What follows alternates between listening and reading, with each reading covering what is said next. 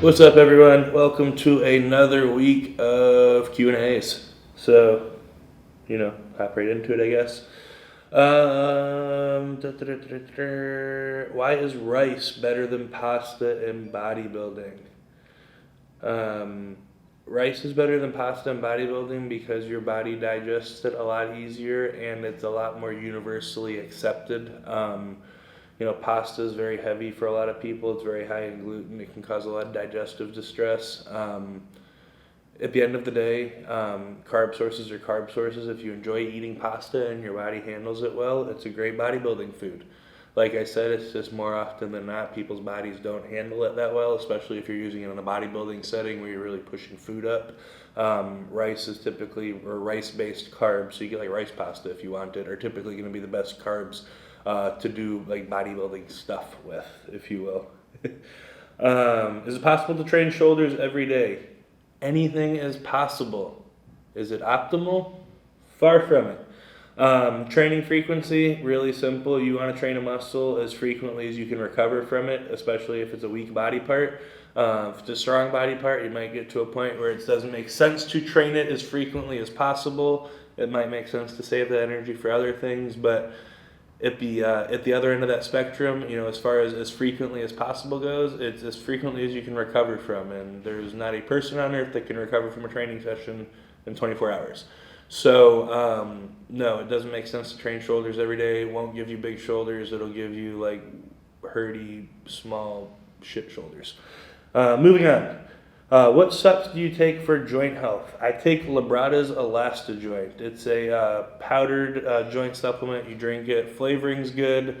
It is awesome from the standpoint that it's got clinical doses of chondroitin, MSM, and glucosamine.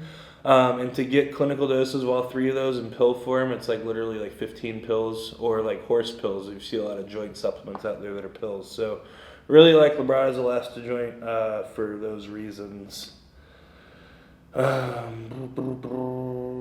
Thoughts on donkey calf machine? For me, no other calf piece compares. For me, I think they're an absolute steaming pile of shit because I have terrible flexibility and my hamstrings are tight. At the end of the day, I put a video out about, the lenses that I look at through exercise selection. There's a video on that. If you have the weight centered properly over, your hips and, running down, I don't really see that big of an issue with it. If you have the mobility to do it with, me and a lot of other big guys don't. I'll feel it more in my hamstrings before I get it in my calves.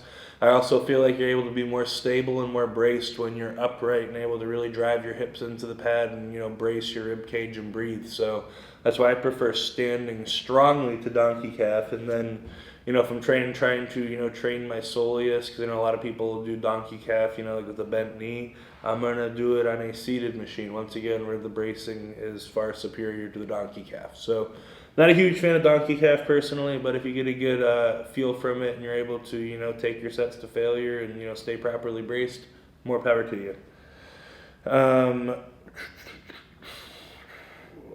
Next page. Top 3 classic physique competitors. I'm going to have to say my boy Terrence Ruffin, Chris Bumstead, and then Logan Franklin. It's been really fun having Logan out here training with us every day. Recently, really watching him catch a stride. Looking forward to having him around for the O prep this year. It's gonna be good out there.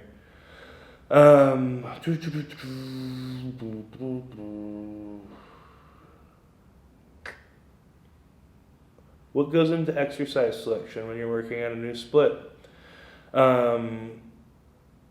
If you want to know what goes into exercise selection, click on this link right here.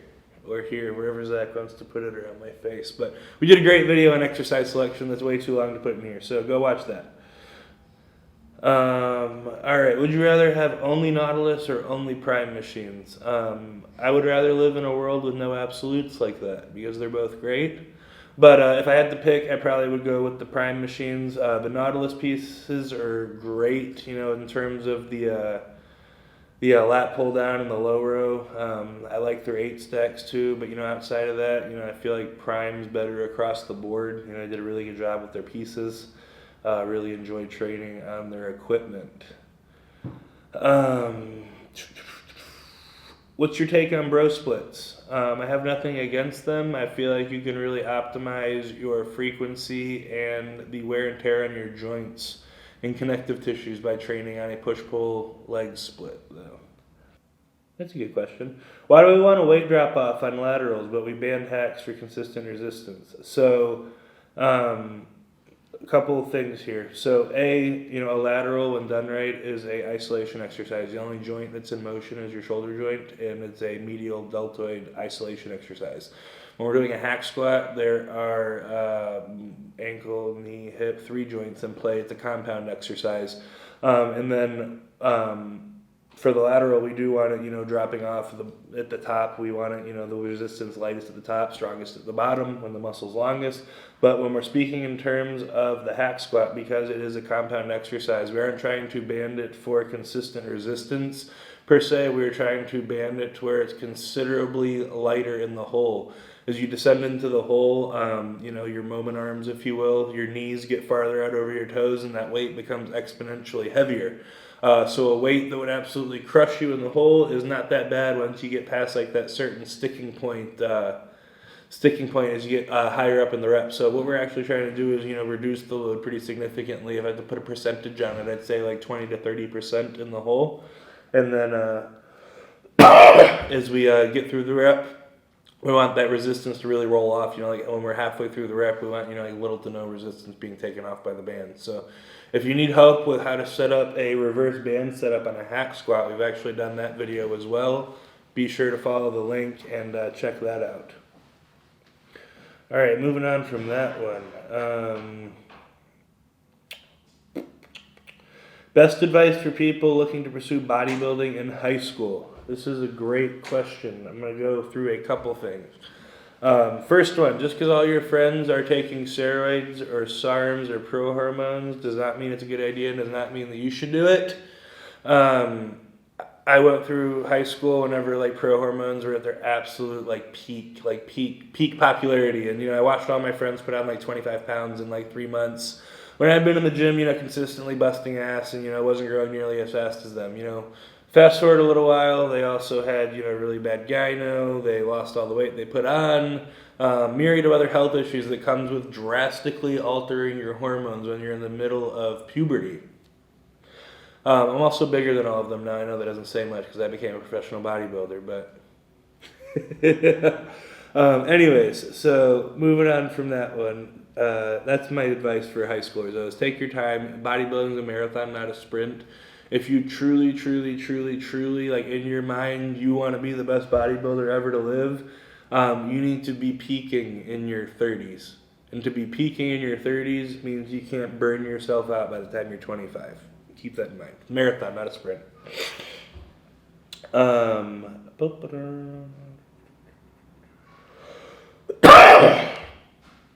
Is the gym you work out at open to the public, or is it your private gym?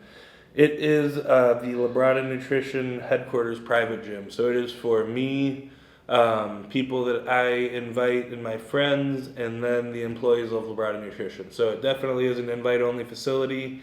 That being said, we did do our first open gym a couple weeks ago at the end of the seminar I did with Joe and Terrence. So keep an eye out on both my social media and Labrada's social media. We are planning on doing another couple open gyms before the end of the year. So if you really want to make it to the gym, there's the possibility to do it.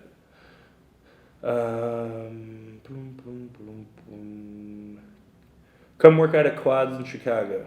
Been to Quads twice. Awesome gym. Everything's really close together. I can't leave that place without bruising my shins.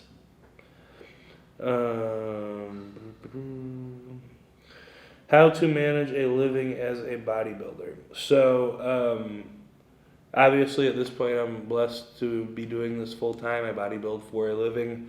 That being said, I did work full time at Labrada for 2 years after college before I got to the point where I was able to step away and just do personal training and stuff. And then I've worked with the host of people that work full time, and then obviously everyone knows a bunch of people that do this full time while working full time. So in my experience, what it comes down to is not a lack of time or a lack of money. It is a lack of discipline.